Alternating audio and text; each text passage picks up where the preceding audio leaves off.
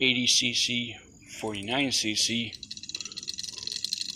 motorized bike, sick bike parts, right side, chain tensioner modification. Okay, this is regarding the right side chain tensioner for the sick bike parts shift kit. Without this tensioner, any little bit of slack that is in this chain will actually make the chain pop off, and this tensioner solves a lot of problems, and especially solves problems from keeping this from popping off. To make these guides, this modification, which is these little cut out 22 gauge steel plating,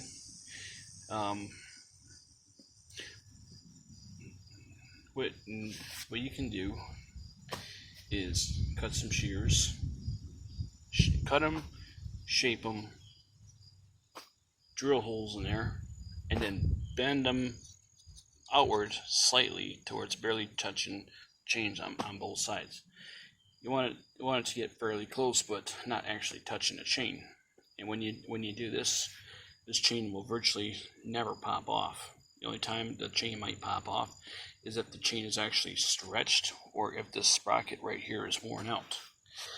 When the sprocket is worn out, instead of these little rollers right here that you see, these little chain rollers, instead of them being seated like that and looking like that, the roller will actually be a little forward upward like that on the whole sprocket, and when it does that, the chain will actually pop off, and when it pops off, it's going to cause damage on this tensioner and all that.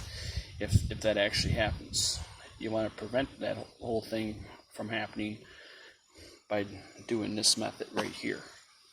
Another method that also helps is putting a plate that looks like this and drilling and tapping a hole in there and putting this plate on there and using Loctite to lock it in place, but also using washers to clear the side of the chain. And when you do that, this chain will virtually never pop off. So